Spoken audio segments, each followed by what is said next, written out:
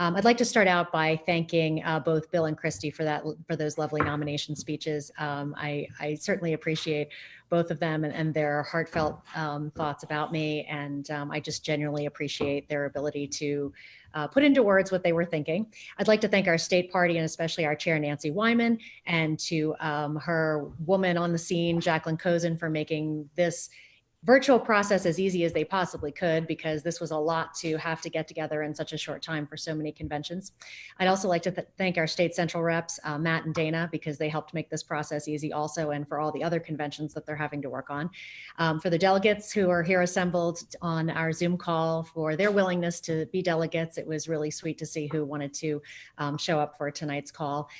Some wanted to, but were unable to because of Board of Finance meetings, and I appreciate their willingness as well. And to everyone on Team Eleni who has been working behind the scenes, especially Christy and Eliza, to make this work today. And, you know, it really is a team effort here at all times. I am so grateful for everyone who has stepped up. I also just want to take a moment to thank my family, and especially them, because they are always on my side. And as you saw, Lucas was literally on my side with the flag tonight. So I certainly appreciate having them in my corner. These are strange times, to be sure. Having a convention virtually is not what I was thinking was going to happen when I decided to run again this year. And, you know, for people who know me, you know that I believe strongly in doing things together. I think you heard that from both Christy and Bill. You know, and togetherness has been a challenge, obviously, these last few months. We are slowly but surely making our way back to being together. And yet, in the middle of all this, I think we have found ways to do things together. We've found ways to support one another. We've found ways to support our local businesses, especially our restaurants, whether it's buying gift cards or making sure that we were, you know, supporting them to get our healthcare workers fed. And I know that those businesses have really struggled, but hopefully with all of our support, they're all going to come through really strong at the end of this and get their workforce hired back, which is so critical. You know, we've come together to support our teachers. Those of you who have kids like I do, we're making it work, right? We're co-teaching with these wonderful teachers. I'm so grateful to our local principal for his morning announcements. And I'm sure you are grateful to your teachers and your staff, the specials teachers, everybody who's made it. And we've come together and made sure that our kids are getting what they need.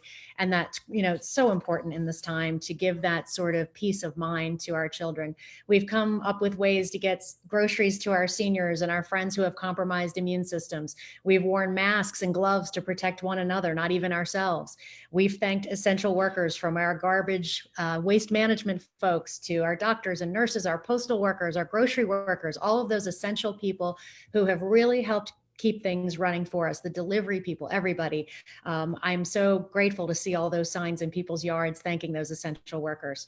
So we've stayed home to flatten the curve together. And that's been a really big, important thing. And we're so grateful that we were able to flatten the curve so that we can try to get back to whatever our new normal is going to look like. It never ceases to amaze me what we can do when we come together as a community. And as we begin to reopen our state over the next few weeks, there's something else that we have to do together. We are hopefully seeing this light at the end of the tunnel, but it's hope that I want to talk about tonight, and the importance of us feeling that hope together and moving forward together. I've heard people scoff. I've been one of them when politicians talk about hope, because, you know, it sounds sort of like a nebulous concept, but when you think about hope, it is both aspirational and inspirational.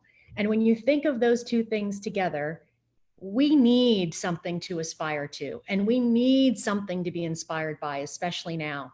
And I think that when you see those commercials where car companies are making ventilators, and you see all these businesses who basically have turned on a dime and created new revenue sources for themselves or new ways to do business, you know, that is incredibly inspirational. But it's also aspirational for what our future is going to look like, especially here in Connecticut, because we know we had some struggles, and not just a few of them, before this started. And we're going to have more, but that's where we're going to come together, and we're going to use that hope to move us forward, because hope is nothing without a plan, right? Hope gets us to the plan, but then we have to know what to do after that. We've got challenging times ahead. We've got restaurants that have to come back bigger and better than ever. We've got schools that are going to continue to face challenges potentially in the fall, and our teachers and our staff are going to need our support. We've got self-contractors and gig workers who still, in many cases, have not received a single unemployment payment. And some of that is due to the fact that we have an antiquated system in place that wasn't meant to necessarily handle the claims that we had, let alone all these hundreds of thousands of claims that were coming in so rapidly. So it's really important. I've been fielding phone calls trying to help people get what they need, announcing things when the big red button popped up on the unemployment site. We've got to work together, and we have to have hope, because that's how we're going to get ourselves down the road. you know, Thousands of families are going to be struggling with food long after a lot of us go back to work, and long after a lot of us go back to the jobs that we had before. There are going to be people looking for new jobs. There are going to be people looking for other things, and they're going to need that support from us. And that's something that we've got to do together. We have to stay together. It's more critical than ever to have someone in position as a state representative who understands the needs of the community, who's hearing from people on a daily basis, who call my cell phone and tell me, this is what's going on with me today, or this is what's going on with my friend. How can you help this hairstylist get, wipes so that she can reopen in a few weeks? How can you help my friend who can't get unemployment? Can you just call her, please? And those are the kind of calls that I am humbled and grateful to receive, because it helps me remember why I'm doing this work. It's about making sure that we are connecting with the people who need the help the most, when they need the help, in the moment. I've done it all over the Farmington Valley for 20 years. I've lived here with my family.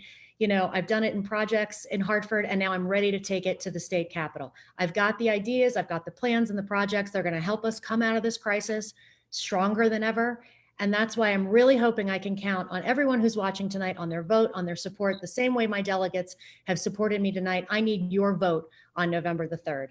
I certainly hope that you'll take a moment and visit teameleni.com. A few weeks ago, we put up a huge page of COVID resources. You can find resources on public health. You can find resources on how you can create more content for your kids at home. We've got a long summer ahead of us, and all kinds of other resources there, from how to make a mask, on down to where you can find your unemployment and small business information. We'll continue to update that page. If you feel inspired, we certainly hope you'll join the team. We need volunteers. We're not knocking doors yet, but it's coming, and we're going to need people to make phone calls and send out postcards. So I hope I have your support. I will officially now accept the nomination, humbly and gratefully accept that nomination for State House Representative on behalf of the Democratic Party. And again, I just thank you so much. And don't forget to vote on November 3rd, because even in a pandemic, we've got to vote. So thank you so much for your time. I truly appreciate it. And support your neighbors, okay? Come together. We got to have hope to move forward. Thank you.